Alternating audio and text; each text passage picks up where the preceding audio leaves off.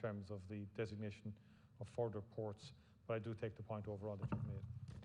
Thank you very much, Taoiseach. That concludes today's questions and promise legislation. 5 deputies were not reached. Deputies Connolly, O'Donnell, O'Cahasick, McAuliffe and Quinlivan, and they will be given priority tomorrow. We move now to statements by leaders on the report of the Commission of Investigation into Mother and Baby Homes. Irim Erin Taoiseach, Lauert Dús, Taoiseach tá chuig nóméid déag agat.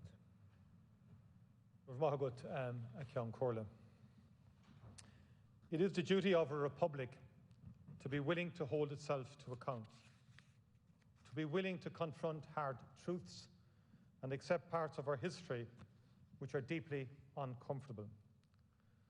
This detailed and highly painful report is a moment for us as a society to recognise a profound failure of empathy, understanding and basic humanity over a very lengthy period.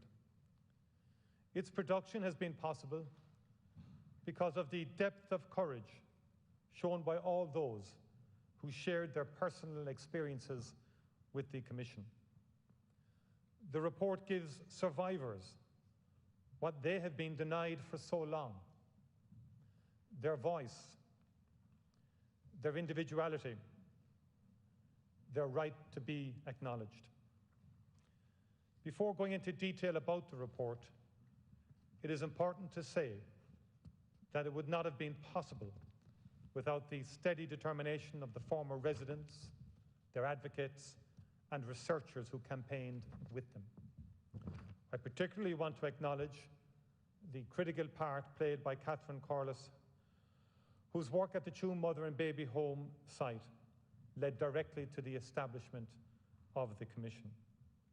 On behalf of the Government, I want to thank the 3 commissioners, the Chair, Judge Yvonne Murphy, Professor Mary Daly, and Dr. William Duncan, and their team. Their report reveals the dominant role of the churches and their moral code and lays bare the failures of the state. They have produced the definitive account of how this country responded to the particular needs of single women and their children at a time when they most needed support and protection. This should have been forthcoming from the fathers of their children, their family and friends, their community, their churches and their state. But so often it was not. The often painful and distressing testimony of many survivors is presented in detail in the report of the Confidential Committee prepared by the Commission. Reading the Commission's findings and the report of the Confidential Committee, the most striking thing is the shame felt by women who became pregnant outside of marriage and the stigma that was so cruelly attached to their children. Testimonies from the women speak of the pressure to make sure that no one in their locality would find out about their pregnancy. One speaks of not being allowed to return to school after becoming pregnant because it would bring shame on the school. Extracts from witness accounts shine a light on the attitudes that women encountered. I was treated like a second-class citizen by my family. Society had an obsession with hiding everything. Quote from one. "Nobody will want you now," said the mother of a witness, 14 years old, when it was discovered that she was pregnant. "Get her put away," were the words of a father of a 19-year-old when told of her pregnancy. In the earlier decades covered by the report, witness testimony describes how a dearth of sex education often left young women confused and unaware of how and why they had even become pregnant. Some of these pregnancies were as a result of rape and incest. Children born outside of marriage were stigmatized and were treated as outcasts in school and in wider society. Some children who were subsequently boarded out experienced heartbreaking exploitation, neglect, and abuse within the families and communities in which they were placed. This was unforgivable. The sense of abandonment felt by many of these children is palpable in the witness accounts. The circumstances of their birth, the arrangements for their early care, the stigma they experienced, and the continuing lack of birth information is a terrible burden in their lives. Many mothers, children, and fathers left these shores to escape this unfair judgment and lifelong prejudice, and because they thought it was the only way to protect their families' reputations. While many have built good lives for themselves, many did not overcome the impact which these formative experiences had on their lives and may have suffered and struggled with many serious personal problems. One of the clearest messages of the testimonies in this report is how this treatment of women and children is something which was the direct result of how the state and we as a society acted. The report presents us with profound questions. We embraced a perverse religious morality and control, judgmentalism and moral certainty, but shunned our daughters. We honored piety, but failed to show even basic kindness to those who needed it most. We had a completely warped attitude to sexuality and intimacy, and young mothers and their sons and daughters were forced to pay a terrible price for that dysfunction. To confront the dark and shameful reality, which is detailed in this report, we must acknowledge it as a part of our national history. And for the women and children who were treated so cruelly, we must do what we can to show our deep remorse, understanding, and support. And so on behalf of the government, the state and its citizens, I apologize for the profound generational wrong visited upon Irish mothers and their children who ended up in a mother and baby home or a county home. As the Commission says plainly, they should not have been there. I apologize for the shame and stigma which they were subjected to, and which for some remains a burden to this day. In apologizing, I want to emphasize that each of you were in an institution because of the wrongs of others. Each of you is blameless. Each of you did nothing wrong and has nothing to be ashamed of. Each of you deserved so much better. The lack of respect for your fundamental dignity and rights as mothers and children who spend time in these institutions is humbly acknowledged and deeply, deeply regretted. The Irish state, as the main funding authority for the majority of these institutions, had the ultimate ability to exert control over these institutions, in addition to its duty of care to protect citizens with a robust regulatory and inspection regime. This authority was not exerted, and the state's duty of care was not upheld. The state failed you, the mothers and children in these homes. The report brings a considerable amount of previously unknown information into the public domain. It has exposed the truth once hidden to reveal significant failures of the state, the churches, and of society. Women were admitted to mother and baby homes and county homes because no supports were forthcoming from any other quarter. They were forced to leave home and seek a place where they could stay without having to pay. Many were destitute. In the personal testimonies of how many mothers ended up in these institutions, the priest, the doctor, and the nun loom large. The sense of oppression, even at this distance, is overwhelming. Mothers, terrified by the consequences of their pregnancy becoming known to their family and neighbors, entered mother and baby homes to protect their secret. And the pressure to maintain this secret added insult to injury and was a large part of the mother's trauma. Conditions in the homes varied. Before the 1960s, living conditions in many private Irish households were generally poor. In the congregated settings of mother and baby homes, poor sanitary conditions had much more serious consequences for disease and infection control. County homes, as well as Kilrush and Tuam, are identified as having appalling conditions. Conditions in other mother and baby homes were better and improved over time. Many of the mothers suffered emotional abuse and were often subject to denigration and derogatory remarks from the religious, with little kindness shown, especially when giving birth. The overall picture is of a hard, cold, and uncaring environment. One of the most disquieting features of the report is that up until 1960, mother and baby homes appear to have significantly reduced the prospects of survival of children. The death rate among infants in mother and baby homes was almost twice that of the national average for children born outside of marriage. A total of about 9,000 children died in the institutions under investigation, about 15% of all the children who were in their care. It is deeply distressing to note that the very high mortality rates were known to local and national authorities at the time and were recorded in official publications. However, there is little or no evidence of state intervention in response to these chilling statistics and deaths. In fact, a number of reports actually identifying the problems were not acted on.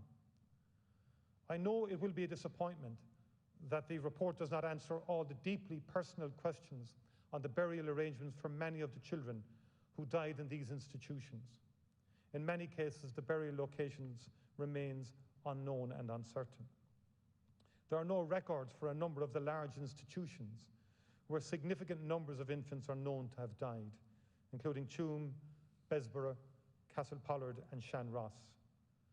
While this is difficult, options for dignified remembrance and memorialization will be implemented where this is not already the case. While mothers may not have been strictly legally forced to enter these homes, the fact is that most had no alternative, especially those who did not have the support of their family or independent financial means. Overall, the Commission concludes that Ireland was a cold and harsh environment for the majority of its residents during the earlier half of the period under investigation. It was especially cold and harsh for women. All women suffered serious discrimination. Women who gave birth outside marriage were subject to particularly harsh treatment. Emerging from the survivor stories are the horrific accounts of rape, either perpetrated within families or by someone within a woman's community. This had led ultimately to entry into a mother and baby home where the woman bore a social stigma, but there was no accountability for the men responsible, and the agencies of the state showed little or no interest in addressing these crimes. The Commission acknowledges the additional impact which a lack of knowledge and understanding had on the treatment and outcomes of mothers and children with different racial and cultural heritage, those who faced mental health challenges, or those with physical and intellectual disabilities. Such discriminatory attitudes exacerbated the shame and stigma felt by some of our most vulnerable citizens, especially where opportunities for non-institutional placement of children were restricted by an unjust belief that they were unsuitable for placement with families. While context is essential to our proper understanding of this chapter of our history, it does not lessen what happened or diminish the responsibility of churches and state for the failures laid bare in what we have learned. For much of the period covered by the Commission, women as a group, and regardless of age or class, were systematically discriminated against in relation to employment, family law, and social welfare, solely because of their gender. Children were similarly unequal, and none more so than those who were cruelly labelled illegitimate. I share deeply the Commission's unequivocal view that the existence of the status of illegitimacy until 1987 in this country was an egregious breach of human rights. This was a huge injustice and blighted the lives of many. It is a sad truth that the history of humankind, even to today, has largely been defined by a failure to acknowledge and vindicate the rights and status of women and the labelling of those who fail to conform to social norms. We cannot account for what happened elsewhere, but we can and must do so for what happened in our country. An apology on its own is not enough. We collectively in this House will be judged by our actions. Actions always speak louder than words. The government accepts and will respond to all of the recommendations made by the Commission, and this response will centre on the 4 pillars of recognition, remembrance, records, and restorative recognition. Recognition begins with this apology and will be followed by commitments to national and local memorialisation and commemoration. The views and wishes of former residents will be paramount, and all commemoration will be led by them. A broad suite of memorialisation, education and research commitments will support national reflection and enduring remembrance. Future generations will learn of mother and baby homes and of the experiences of former residents, particularly as told through their own words. With regard to records, the government is committed to introducing information and tracing legislation as a priority. Access to one's identity is a basic right. We will also be advancing a range of related actions to support access to personal information and to ensure appropriate and sensitive archiving of institutional records. Finally, turning to restorative recognition. Similar to the Magladens, an enhanced medical card will be given to former residents of a mother and baby home or county home. This is in addition to counselling, which is immediately available to all former residents, and patient liaison support services, which will be available to all former residents. The government will also design a scheme of restorative recognition for former residents, and an interdepartmental group will report back to government on this as soon as possible. All of these commitments will be advanced in a survivor-centred manner, with ongoing communications and engagement as plans are developed and implemented. As a nation, it is important to understand and accept the failings of our past. Important but not sufficient. We must also learn from them. We have adopted national and international laws which oblige us to follow a different, more humane and rights-based approach. There is in place and being further developed a wide range of social services completely absent from much of our history. Under Minister O'Gorman, we have a government department dedicated to children, to equality, and to working across government and society to promote and uphold the rights of all people. The Citizens' Assembly is examining further measures to address structural inequalities in relation to gender. It is looking in particular at how we can support and respond to the needs of those with caring responsibilities. Through our laws and policies, our systems, structures and services, our actions and our words, we must always seek to create a more just society, grounded in respect, diversity, tolerance and equality. Continued investment in education, especially for those at the margins and the most vulnerable, is the surest way of making sure that we do not repeat the past. Similarly, we must learn the lesson that institutionalization creates power structures and abuses of power and must never again be an option for our country in any circumstance. Throughout this report, former residents talk of a feeling of shame for the situation they found themselves in. The shame was not theirs. It was ours. It was our shame that we did not show them the respect and compassion which we as a country owe them. It remains our shame. I want to reassure survivors, their families, and the country that this government is determined to act on all the recommendations of the report and to deliver the legislative change necessary to at least start to heal the wounds that endure. Thank you, Lascan Corla, and thank you for your indulgence. Thank you, Taoiseach. We've gone significantly over time, but given the seriousness of the subject, I've allowed that. Is there a copy of the speech and of all the ministers' speeches, please, for the TDs in the Dáil? Please, it'll be circulated. Thank you. Tánaiste. Lascan Corla, a story of a buried past, uncovering buried lives and a buried truth. This report in some areas confirms what was long suspected. In other parts, reveals a more nuanced and more challenging narrative.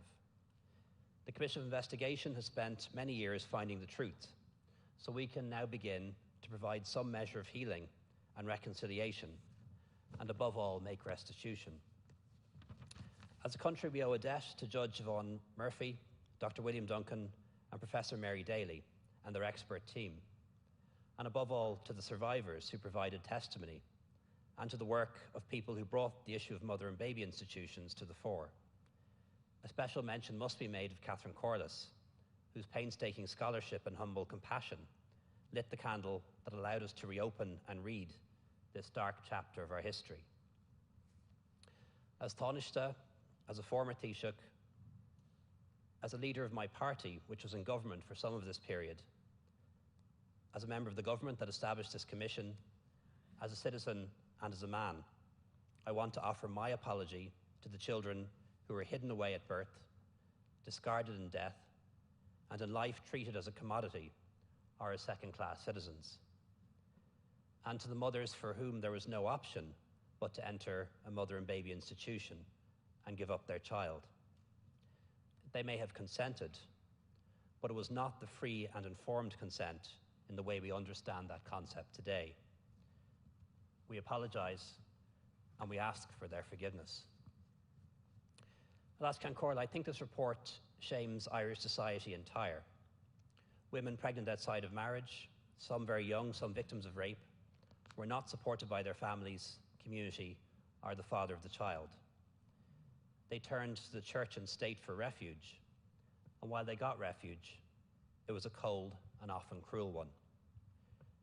Let there be no doubt, church and state ran these homes together, operating hand in glove, equally culpable, and did so with the full knowledge and acquiescence and even support of wider society. Church and state reinforced social prejudice and judgment when they should have tried to change it. Let's not forget that illegitimacy was not a social prejudice. It was the law of the land, a law passed in 1931 in this House by our forebears, and as was often the case in those days, a law very much guided by the Catholic social teaching of the day. For too many years, Ireland was a cold house for children born outside of marriage, and this report exposes the chilling consequences of such a mindset. Too many children were seen as a stain on society, but the truth is, it was our society that was deeply stained. And as the report shows, this was a stifling, oppressive, and deeply misogynistic culture, a cold house for most of its people, for most of its existence. It's shocking to read that more than 9,000 babies died in these institutions. I dare not call them homes. But in some ways, it's more shocking that this is not a revelation. The statistics were known at the time. It was known that children in mother and baby institutions were more likely to die in infancy than other children, including other children born outside of marriage. There was no public outcry, no cabinet members for the first 50 years, no Dáil debates or motions, few media inquiries or interest. They were seen as second-class citizens,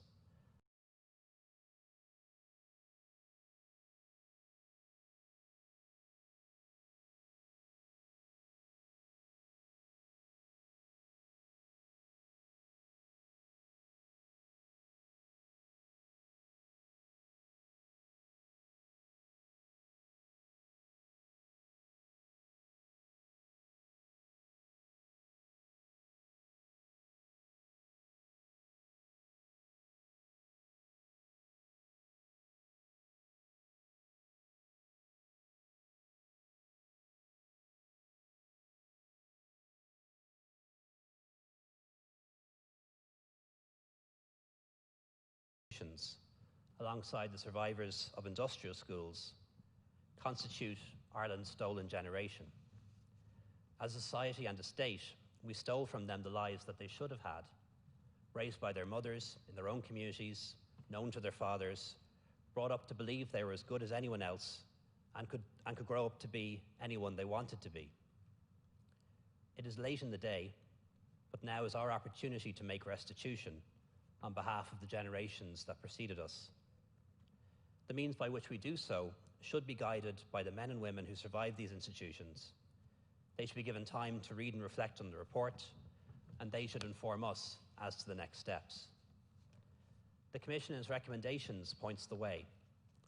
As the Taoiseach said, a formal state apology, appropriate memorialisation, better access to health services and counselling and housing, access to records and information about themselves, including their birth cert and medical records, financial reparations, a repository to archive all of the documents relating to these residential institutions so further study can be done, assistance with advocacy, and of course we should not forget the survivors now living overseas and in Northern Ireland, where inquiries are now just beginning. This report teaches us that when good people believe bad things about others, terrible actions can be rationalised away. There are lessons here for us as a society and as a state, and a meaningful response has to go beyond denouncing the horrors of the past from the safety of the present. People want to know their own truth, to find part of themselves that was for too long forbidden or kept secret, and we must facilitate that. The Commission was an excavation into our past, and it succeeded in uncovering part of our collective history and heritage. What we know now is compelling and crying out for resolution, and as a government, we will do what we can to provide it. Today is a day of atonement when we express our horror and sorrow at the story of Ireland told in this report, when we promise to do right by those who suffered. But I do believe in doing so, we should not lose sight of that hopeful story that's also told in the Commission's report. It tells a story of a country that has changed and progressed, that's far from perfect, but has got kinder and better and more compassionate, more loving and less judgmental, and less misogynistic as the years passed. The flatlets and houses of the 1980s and 1990s were very different to the mother and baby institutions of the 50s and 60s, and the county homes and the workhouses that preceded them. The Commission tells a story of enormous change. This is a story of social progress as the years and decades moved on. Legal adoption in the 50s, sex education in our schools, social welfare payments for lone parents which gave them real options from the mid-70s, the introduction of free healthcare for pregnant women and newborns, changing attitudes to sexual morality and personal freedoms, a less deferential view of the church, a more questioning attitude to the state, legalised divorce and remarry, the slow but steady dismantling of the architecture of patriarchy on which our state was formed, huge improvements in maternity care and neonatal care, leading to a situation whereby death in pregnancy or in the early years of life is now exceptionally rare in this country. The Children's Rights Amendment to our Constitution, new laws and new attitudes to consent and domestic violence, Children First, and the introduction of mandatory reporting of child abuse, and the ongoing decongregation of our residential institutions for people with disabilities or mental illness in favour of community living, often facing objections. So we should not be afraid or embarrassed to reflect on how much we have changed as a society and as a state, and how far we've come. Doing so does not belittle in any way the maltreatment or experiences of women and children in the mother and baby institutions. Rather, it reinforces how awful they truly were. And the fact that today's standards are better is not an excuse for the poor standards of the past, and nor should we think that today our standards are good enough for the future. People in decades hence may look back on this time and point to our failings too, and have to apologise for them. So as we read this report, both hopeful and shameful, it should spur us on to do better in the years to come, not just for the women and children who survived the mother and baby institutions, but also the women and children of today and of the future. Today, we understand a little better the tears that were shed over many decades by those who were judged so harshly, by those who had their human rights dishonored. We cannot change the past, but we can rededicate ourselves to giving people their truth, recognizing the hurt and damage that was caused, saying sorry, making amends, and then seeking forgiveness. Thank you very much. Thank you, Tánaiste. An Tara Roderick O'Gorman.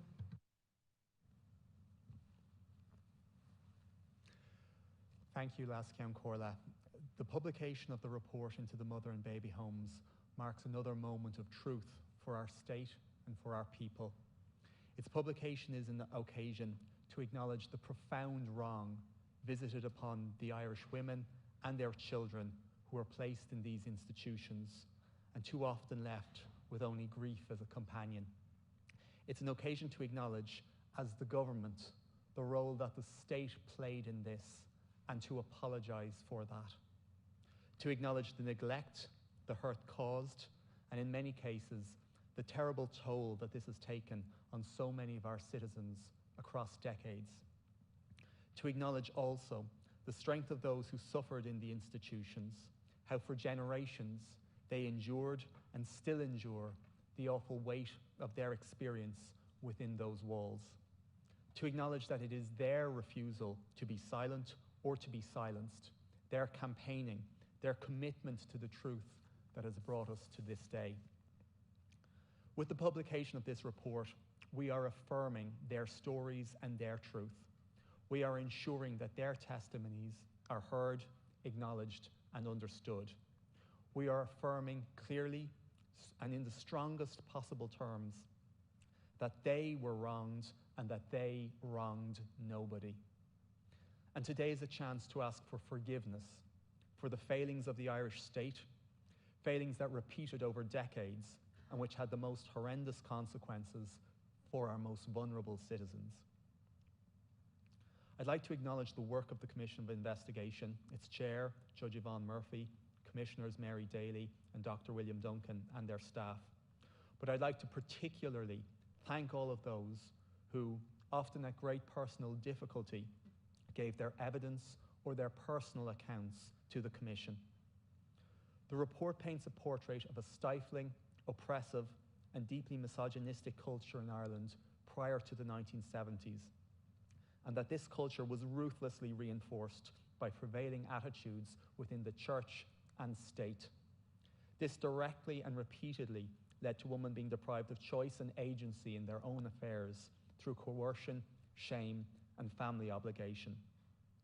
Among the starkest declarations by the Commission are those which concern the tragic fate of many of the children born in these institutions. The disturbing fact established by the Commission is that for children born of mothers who entered these institutions prior to 1960, the homes did not save the lives of illegitimate children. In fact, they appear to have significantly reduced their prospects of survival. The Commission affirms that infant mortality rates were known to local and national authorities at the time, but the institutions of the state turned a blind eye to them.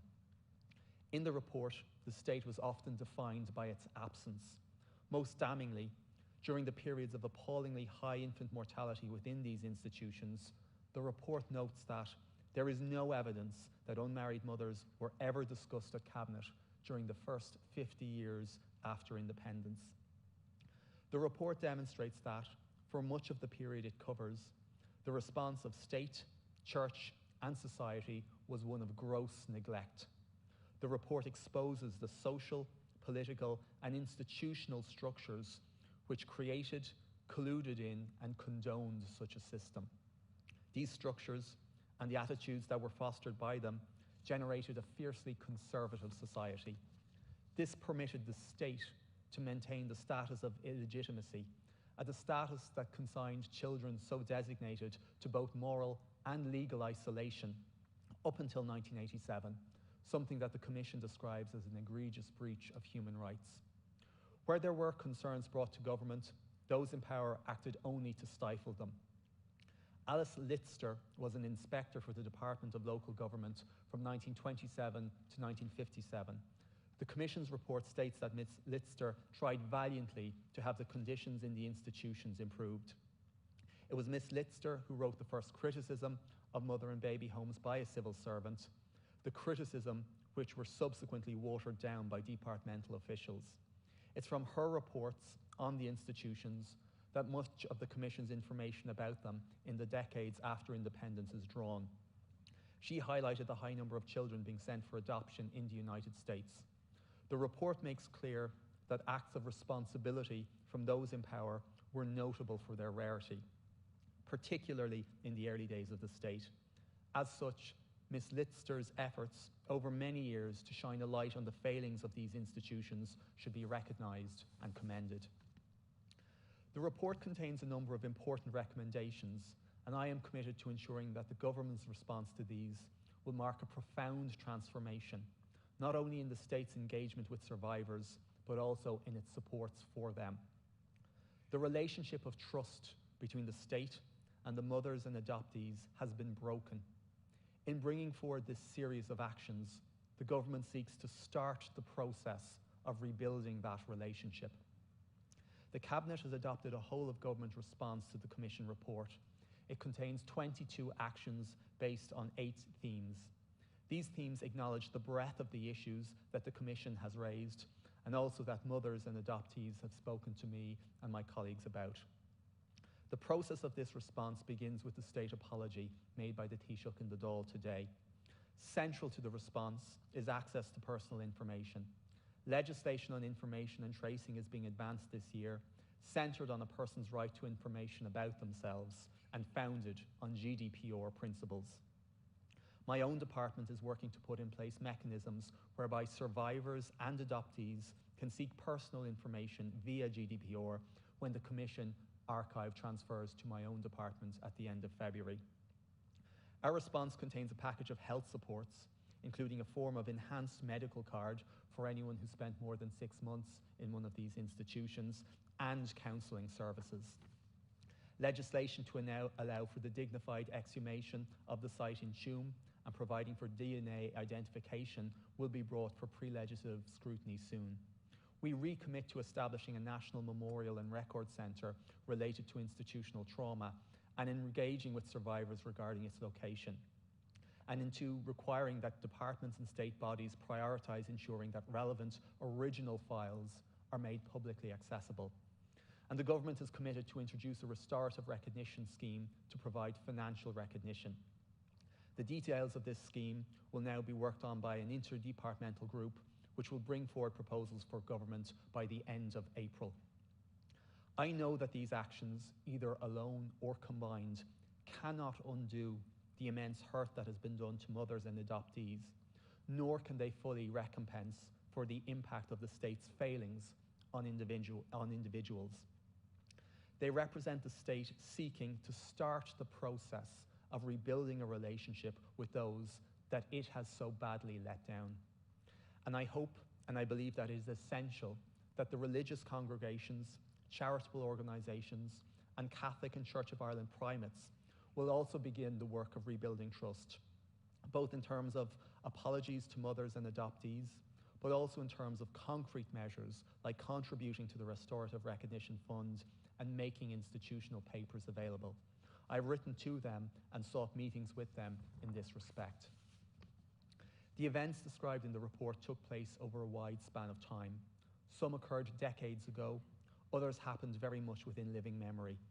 Irrespective of when the events happened, the trauma they have caused is very much alive. They form a scar for so many of our citizens in Ireland today. Equally, the events form a scar for many who were sent abroad to be adopted or who themselves fled our country following the manner in which they had been treated. I know that this diaspora, abroad through no choice of their own, are listening closely today. To all those who carry that trauma, this report will bring conflicting emotions. You have waited a long time, too long, for this recognition. I understand there exists very little trust between the state and those who were so grievously wronged. It was the state that shattered that trust by failing to live up to its most fundamental duties of protection. The publication of this report does not end this story. My hope is it will mark the first step in a new relationship where we will reject the policy of denial as the state's response to grievance, where the state will engage with empathy, humility, and generosity with those who are wronged, and where we will strive to rebuild the trust so grievously shattered. Thank you, Ceann Comhairle. Mágad ara ag bogad rá go dtí sin féin seach the Mary Lou MacDonald. Gomágad Las Ceann Comhairle. Tá a cuid smaointe inniu le siúd a chaam I dtithe na máithir agus na leanaí, inniu cibhníimiid orthú go léir, choras drucíide agus díghrádathe a bhí ann, agus tá an taoiseach tar éis leis céile gabhad don stát ach tá na céad céimeanna eile ríthábhachtach. As Ceann Comhairle, yesterday was a day of mixed emotions for the survivors of mother and baby homes. After 5 years, the report of the Commission was finally published, and it was a very long process from which many survivors and their advocates felt excluded and ignored. Still, there was slight hope that publication of the report would bring truth and real accountability, but for many, those hopes were dashed. Sadly, many survivors are upset, deflated and angry by some of what they have read in the report. The assertion that there were no forced adoptions, that there exists little evidence of physical abuse, and the overarching attempt to shift responsibility from the state and churches has left survivors shocked and some outraged. They are equally furious that still barriers to accessing basic documentation, including birth certificates, are placed in their way by the state. This circling of the wagons only adds to their trauma and exacerbates the failures of the state. The purpose and the power of testimony is that it is given to be believed, but many survivors feel that they were not heard and they were not believed. They know that they were coerced, that they were forced to give up their children. They know that they were physically and mentally abused. And whatever they read, they know that the state and churches are responsible for the violation of their most basic human rights. It is, Las Ceann Comhairle, plainly untrue to suggest that the whole of Irish society is responsible. That itself is a distortion of history. The truth is that these crimes were perpetrated by a reactionary Catholic Church and a confessional state. Those in power outsourced their responsibility to the religious orders, to the churches, as we know, to Protestant churches also, from accounts from survivors of places like the Bethany Home. And this was done by the powerful to those who were vulnerable. So any idea that we did this to ourselves is deeply insulting to victims and survivors, and it is, frankly, a cop-out. We know that the death rate of children born in these institutions was multiples of the infant mortality rate in Ireland at that time. 9,000 children died in the 18 institutions covered by the report, and as horrific as this is, it is but a glimpse of the true horror that would have been uncovered had the investigation received a wider remit, a remit to capture the vast network of institutions involved in the adoption system, all on the watch of, with the connivance of, and funded by the Irish state and successive governments. So it's now crucially important that provision is made for the excavation of sites at former homes throughout the state.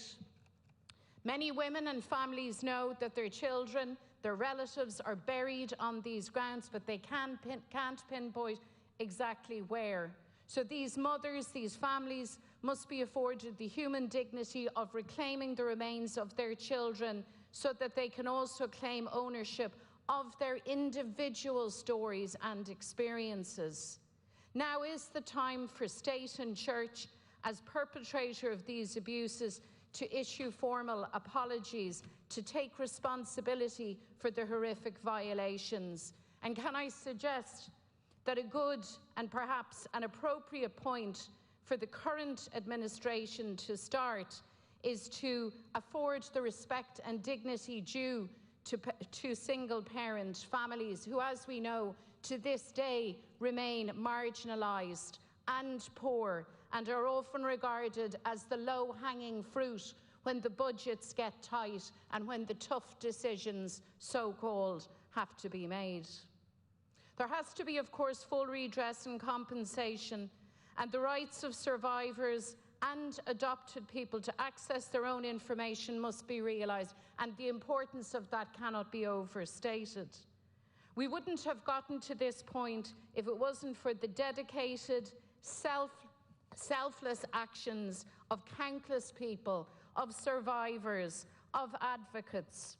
Of course, Neil Meehan's work in uncovering the deaths, the mortality rate at the Bethany home was a landmark. But it is to Catherine Corliss that perhaps we owe the greatest debt. She uncovered the remains of 800 babies in a mass unmarked grave in Tuam.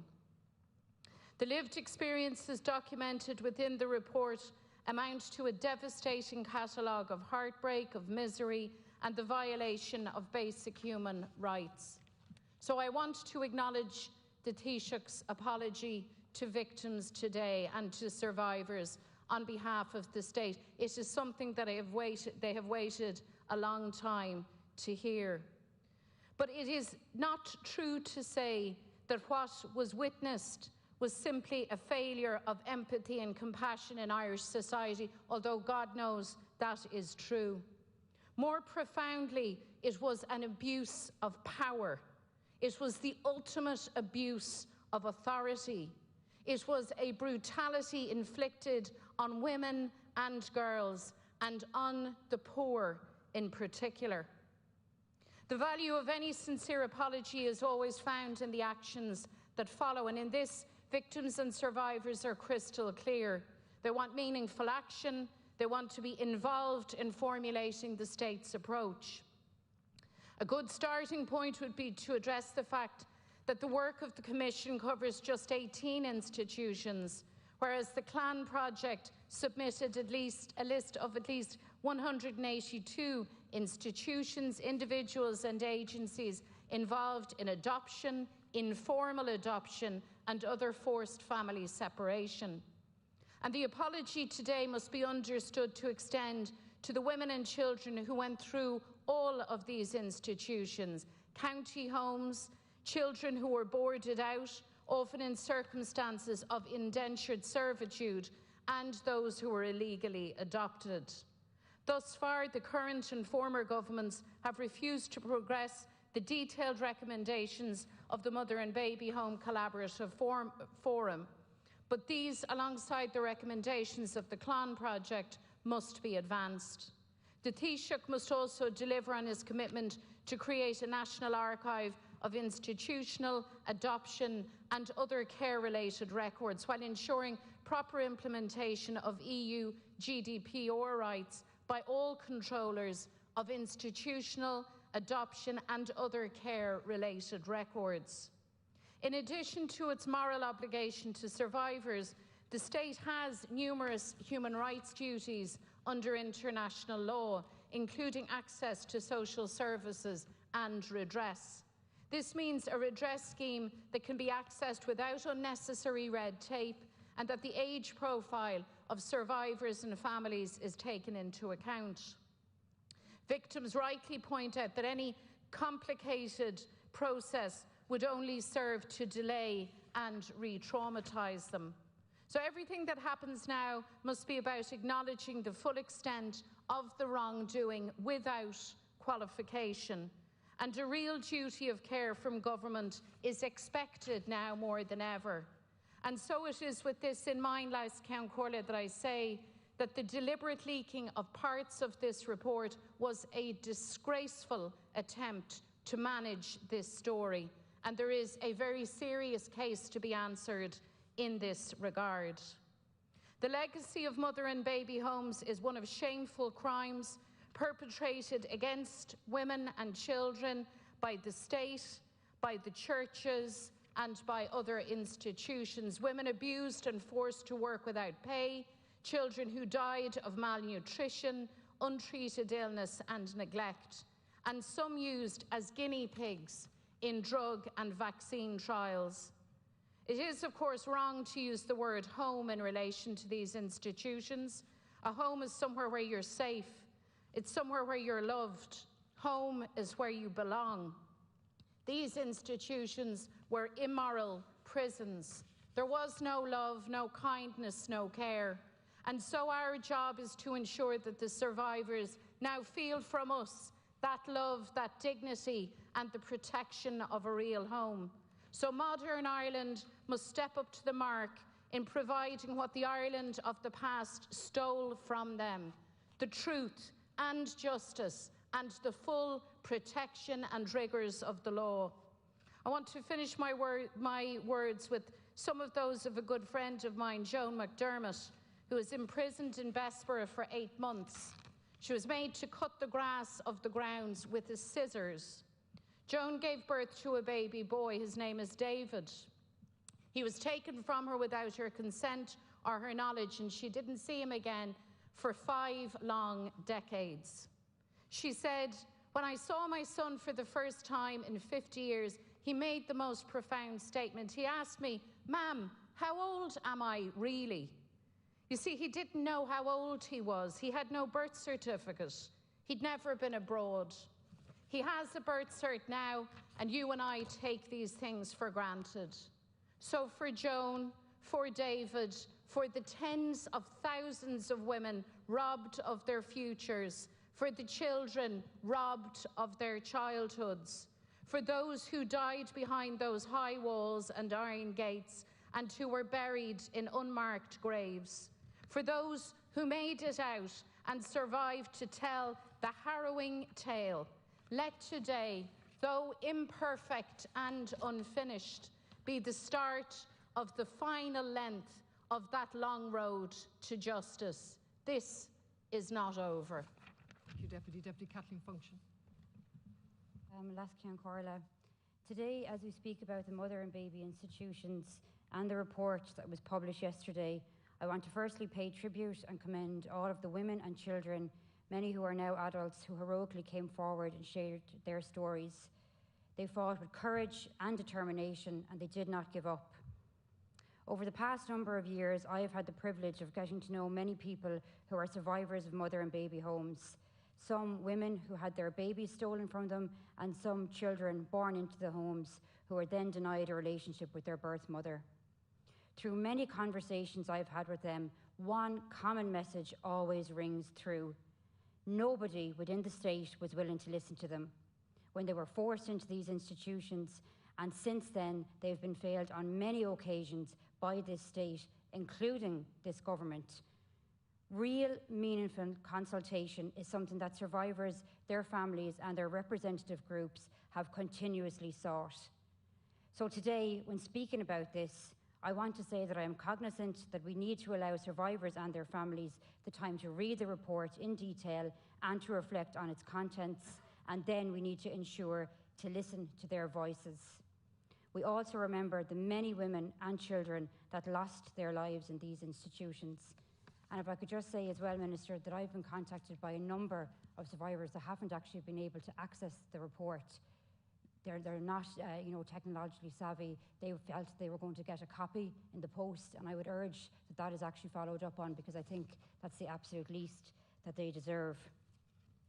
Mother and baby homes were not homes. They were detention centres. A home is somewhere where you are supposed to feel safe, loved, and protected, not a place where you are tortured, imprisoned, and forced to give birth in the most appalling conditions, often without medical support or even basic pain relief. These walls hid torture, deprivation, and humiliation on a colossal scale. Human rights did not exist in these centres. As a mother, a daughter, a sister, and an Irish citizen, I cannot countenance this cruelty. The cries of children and tortured mothers were ignored and trivialised by cruel nuns and others also who were involved in these institutions, who ran the institutions akin to prisons. While both yesterday and today mark historic days, the journey to truth and equality is anything but over. Time and time again, we have failed survivors and their families. Most recently in October last year, when they were appallingly treated by this government as they attempted to rush ill-thought-out legislation through. This caused huge anger and upset for survivors. When will we learn that survivors need to be listened to? They don't need our sympathy, they need and they deserve our action. We must set out a path to genuine consultation, and the government must make good on its commitment to repair the damage done to the relationship. I sincerely hope the government's commitment to redress is not simply a talking shop, and that real engagement is entered into with all survivors and adoptive rights groups. Survivors need assurances that their rights are vindicated, especially their right to unconditional access to birth certificates. And for their families, they need a clear and statutory right to their own care or adoption file, and to records concerning a family member who died in care or adoption. Thank you, Deputy Germog. I literally have 30 seconds. 30 seconds, okay. Other people have gone over time. I let you over, and I did let you over, and go ahead with 30 seconds. I want to make this point because I think it's important.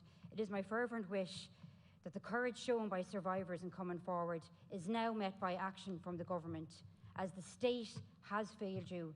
The state did not listen, the state did not care, the state turned a blind eye, and now the state must accept responsibility and come good for survivors. And please let the consultation be actually meaningful and genuine, and please ensure people get a copy of the report and their voices are then heard. Garmagat. Just before moving on to Deputy Alan Kelly, I am letting people over because the Taoiseach and I am following with the same precedent, but if you could cooperate, I'd appreciate that. Deputy Alan Kelly. Thank you, Las Cahirlock.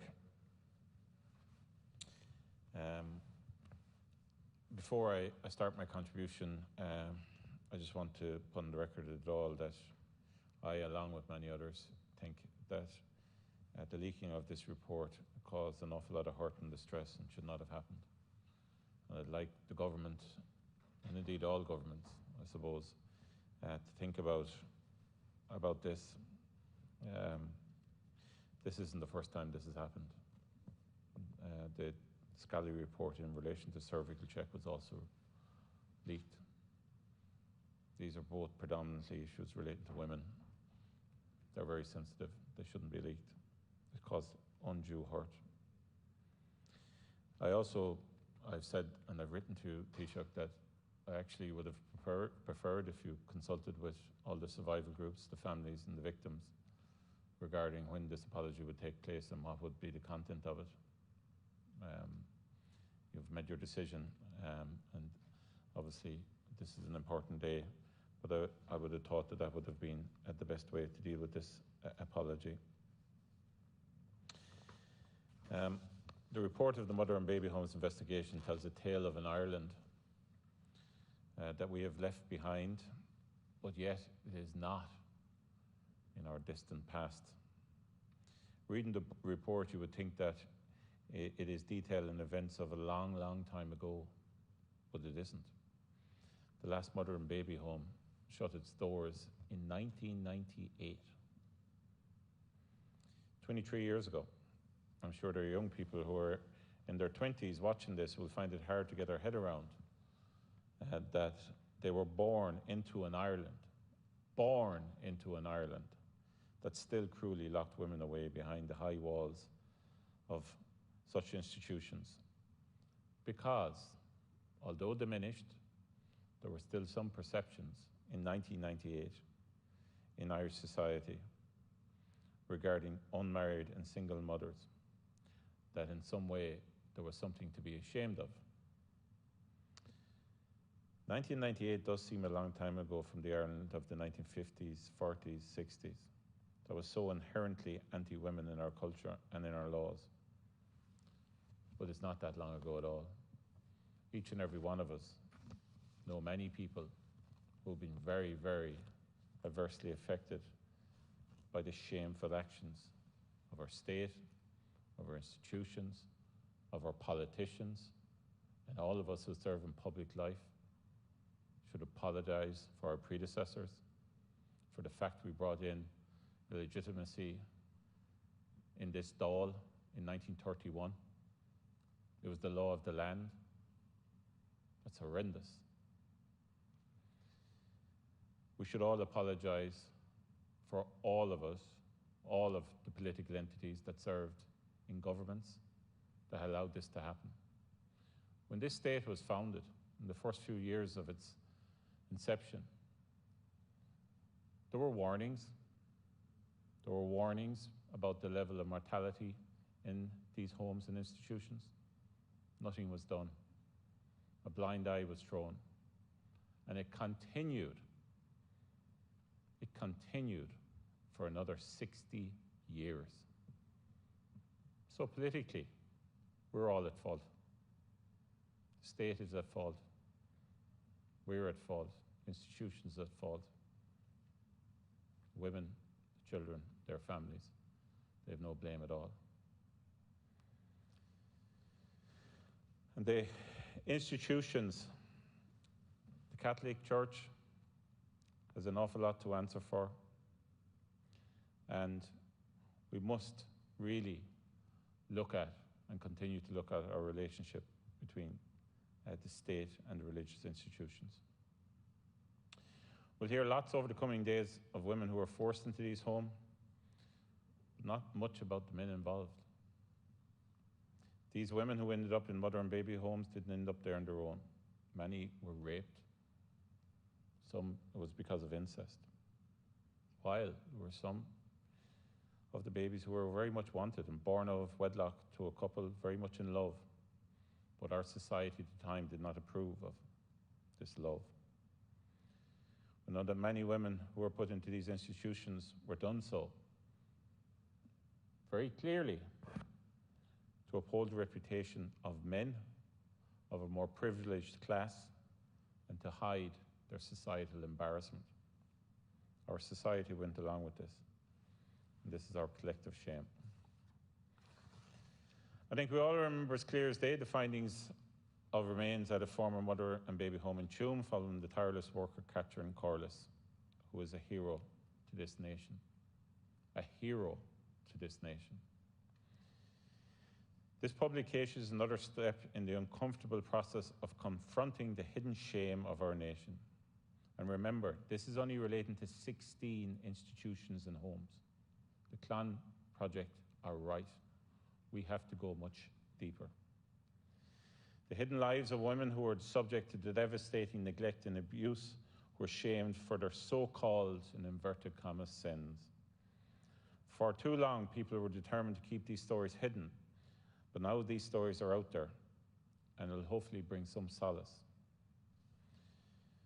We have long believed in my party that it would be wrong to suggest that the publication of this report will be part of a healing process, because for many of the women and children involved, this is coming too late. For the children who needlessly died in infancy, like Anne, the young baby who died in 1968 in Shanross Abbey in Roscrea, very close to where I'm from. She was the daughter of a friend of mine who had no chance at life. And for others who left their homes and died before the state embarked in this process, there is no acknowledgement of their suffering to date. We can't bring that back. Nonetheless, I hope this report will serve to belatedly put some of the truth on the record, because I think it's gone past the capacity to put all of it on. But we have to do everything we can. Over 1,000 survivors bravely gave their testimonies to the Commission. It has not been an easy process for the survivors, but the determination to open society's eyes to what happened behind the high walls of these institutions needs a serious amount of gratitude from us all. Careful consideration must be given to this 3,000-page report and the 57,000 children that passed through these homes, and that's only of the 16 that are as part of this report. Some survivor groups, including the Coalition of Mother and Baby Home Survivors, have already expressed disappointment with what they see as the incompleteness of the report, which does not engage with the more expansive issue of state-sponsored forced or coerced separation of mother and babies. My party joins the Irish Council for Civil Liberties' call for a separate investigation to examine the entire system of secret adoption and family separation, to add to our knowledge about the shameful history and to build on the findings made in today's report about the 14 mother and baby homes are under investigation. Also, we should talk clearly about the children that were sold into slavery as domestic servants and farm labourers, because that's what they were, sold for slavery. Looking at the 14 pages of recommendations in the report, there is an evident and pressing need for the government to develop a clear and achievable timeline for the implementation of information and tracing bill. I am concerned, Minister. I am concerned. We cannot wait until the end of the year for this legislation. We've bailed out banks. We've brought in COVID legislation. I'm not sure we actually need this legislation. I haven't time to get into that today. But if we do, let's prioritise it in the coming weeks. We'll all work with you, I'm sure, to ensure that it's brought through as quickly as possible.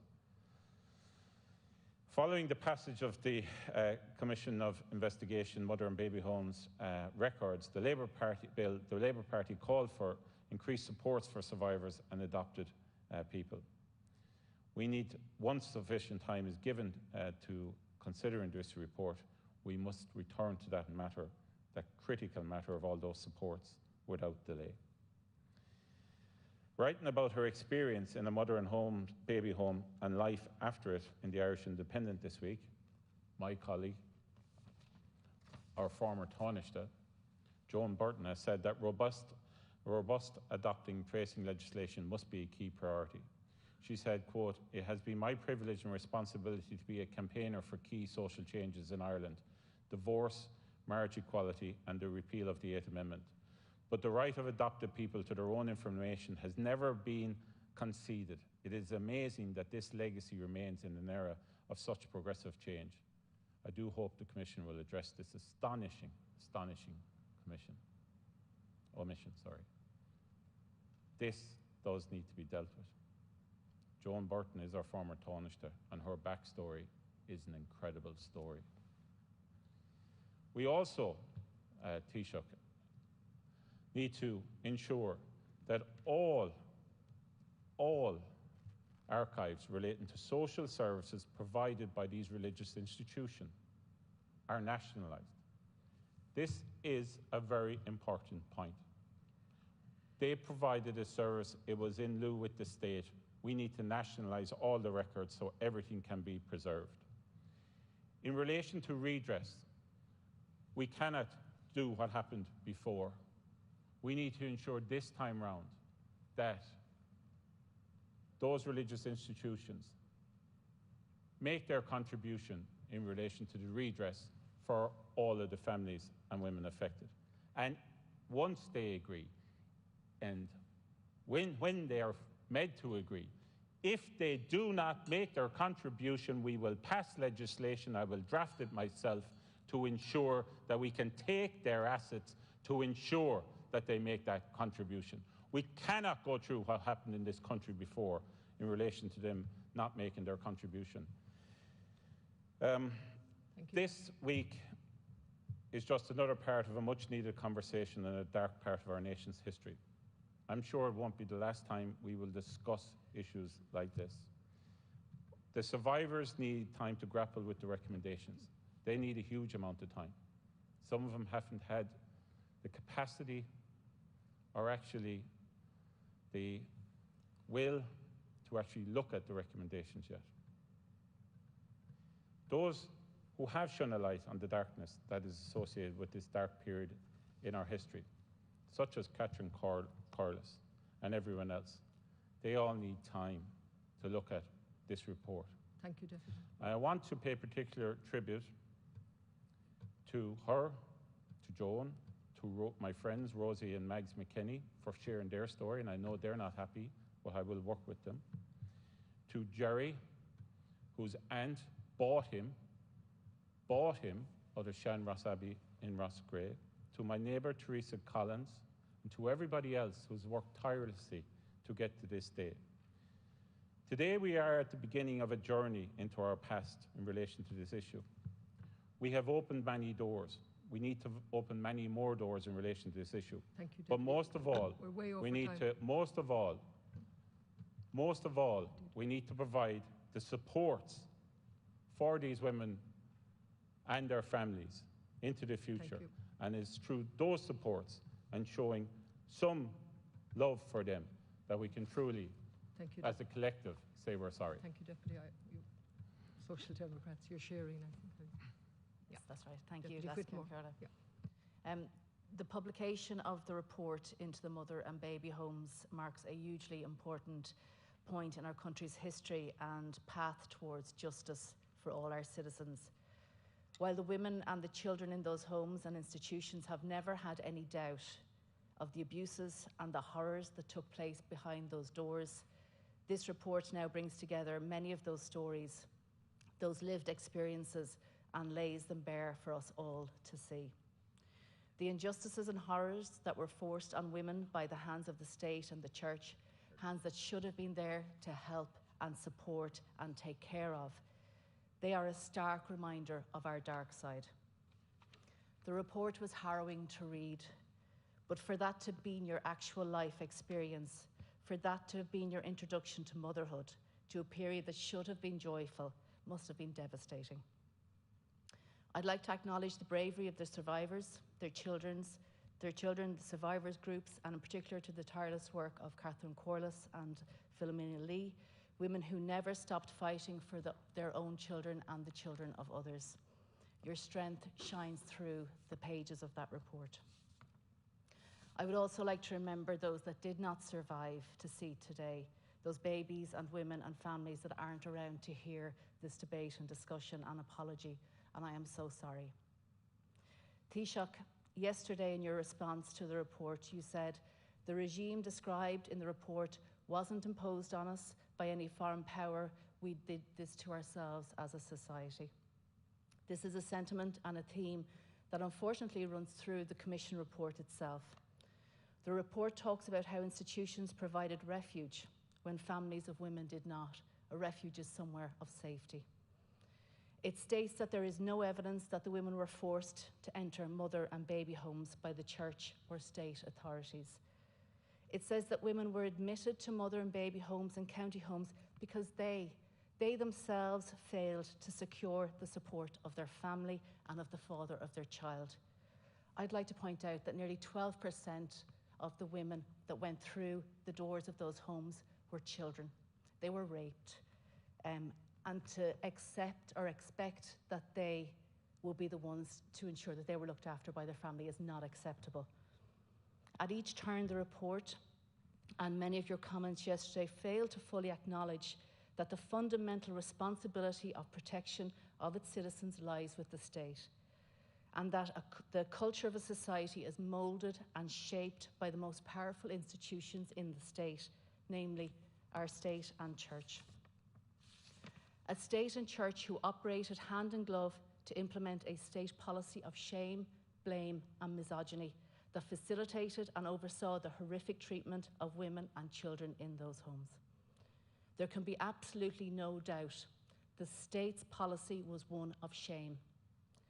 The state established these institutions, the state funded these institutions, the state regulated these institutions, and the state outsourced their responsibility to religious organisations.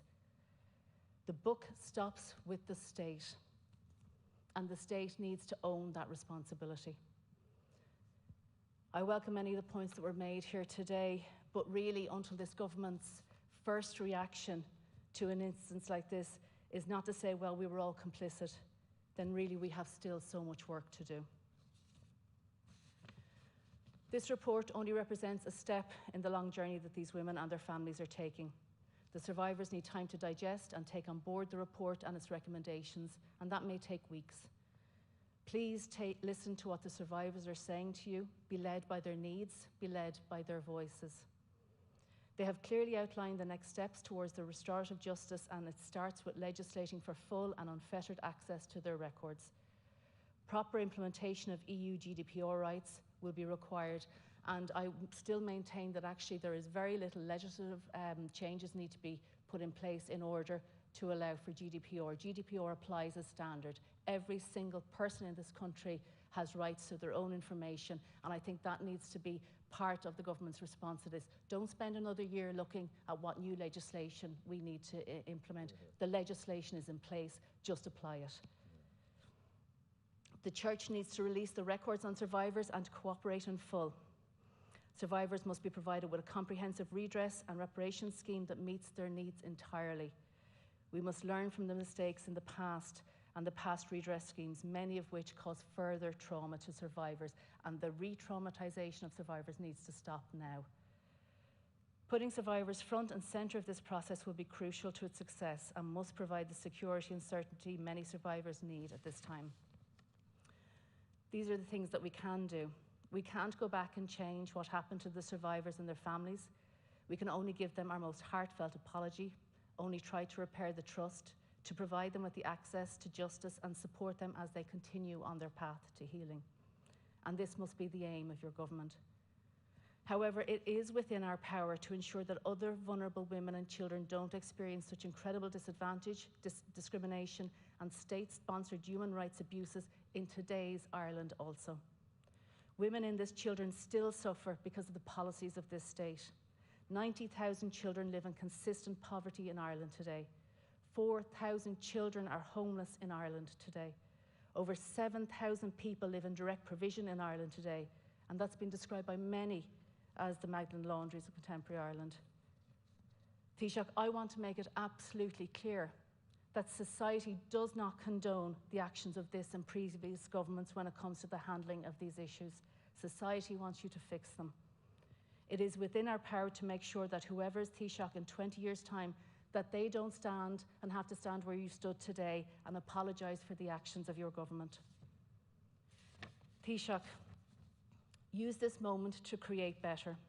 Use this moment to recognise the state's failings, past and present. Listen to the survivors, to their asks and their needs. Recognise what needs to improve and commit to doing so without delay. Make those changes.